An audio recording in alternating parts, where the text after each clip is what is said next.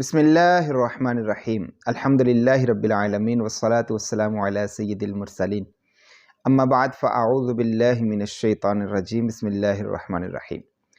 فتاوی رضویہ شریف میں اعلیٰ حضرت رحمۃ اللہ تعالی علیہ سے ایک سائل نے سوال کیا، اس سوال کے 3 جز ہیں، لیکن ہم ان 3 جز میں سے ایک جز اس کو انشاءاللہ لیں گے اور اعلیٰ حضرت رحمۃ اللہ تعالی علیہ کے جواب سے انشاءاللہ فیض حاصل کریں گے۔ سوال کرنے والے نے سوال کیا کہ اللہ تعالیٰ کا جو فرمان ہے وہ کلام پاک ہے، اس میں سب فیصلے موجود ہیں، اس سے کوئی فیصلہ بچا نہیں ہے، یعنی کہ قرآن پاک جو ہے اس قرآن پاک کے اندر تمام فیصلے موجود ہیں۔ تو پھر اب اماموں کا جو اختلاف ہے، ائمہ اربع، امام اعظم ابو حنیفہ رحمۃ اللہ تعالی علیہ، امام شافعی، امام مالک اور امام احمد بن حنبل رحمہم اللہ تعالی علیہم اجمعین، ان کے جو اختلافات ہیں وہ کس بنا پر ہیں؟ ایک فعل حرام اور کسی کے یہاں وہی فعل حلال ہے، اور کسی کے یہاں وہی فعل فرض، اور کسی کے یہاں وہی فعل جو ہے وہ سنت ہے، اور بعض کے جو ہے کہ یہاں واجب ہے وہی فعل۔ اسی طرح ایک فعل امام شافعی کے یہاں جائز ہے اور ہمارے امام اعظم ابو حنیفہ رحمۃ اللہ تعالی علیہ کے یہاں ناجائز ہے، اور کچھ لوگ اس فعل کو کرتے ہیں اور ہم بچتے ہیں، اور یہ بھی سنا ہے کہ خدا کے حرام کو حلال جاننے والا کافر۔ یہ ایک سوال ہے، آگے دوسری 2 جزیں شروع ہو رہی ہیں۔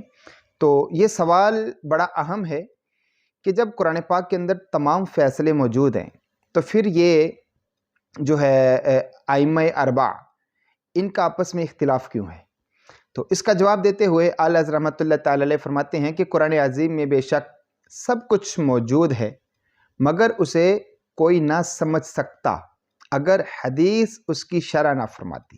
ماشاءاللہ، فرمایا کہ قرآن پاک میں اگرچہ سب کچھ موجود ہے، لیکن اگر حدیث پاک قرآن پاک کی شرح نہ فرماتی نا تو کوئی بھی نہ سمجھ سکتا۔ جیسا کہ اللہ پاک قرآن پاک میں ارشاد فرماتا ہے لِتُبَيِّنَ لِلنَّاسِ مَا نُزِّلَ إِلَيْهِمْ، تاکہ تم لوگوں سے بیان کر دو جو ان کی طرف اترا۔ اور آگے فرماتے ہیں کہ اور حدیث بھی کوئی نہ سمجھ سکتا اگر ائمہ مجتہدین اس کی شرح نہ فرماتے۔ ماشاءاللہ، یہ ہے امام احمد رضا خان بریلوی رحمۃ اللہ تعالی علیہ۔ آپ فرماتے ہیں کہ قرآن کو کوئی نہ سمجھ سکتا اگر حدیث جو ہے کہ اس کی شرح نہ فرماتی، اور آگے فرمایا کہ حدیث بھی کوئی نہ سمجھ سکتا اگر ائمہ مجتہدین اس کی شرح نہ فرماتے۔ اس کے بعد فرماتے ہیں کہ بہت سے فقہ اٹھانے والوں سے وہ زیادہ فقیہ ہوتا ہے جس کو وہ پہنچاتے ہیں۔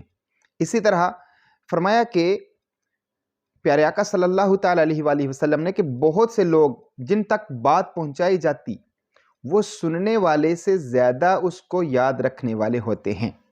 یعنی کہ یہ اعلیٰ حضرت رحمۃ اللہ تعالی علیہ نے احادیث کو نقل فرما کر ہمیں ایک مسئلہ سمجھا دیا۔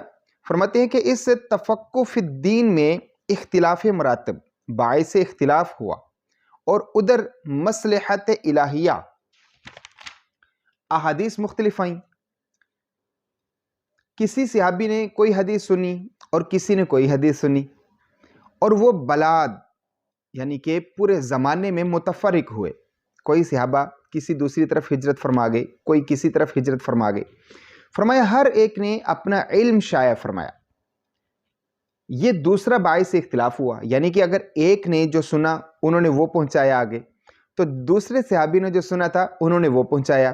تو فرمایا یہ جو ہے مختلف بلاد میں، مختلف اس دنیا کی بہت ساری دوسری جہتوں میں جو صحابی جہاں پہنچا انہوں نے اپنی سنی ہوئی حدیث کو بیان فرمایا، تو فرمایا یہ باعث اختلاف بنا۔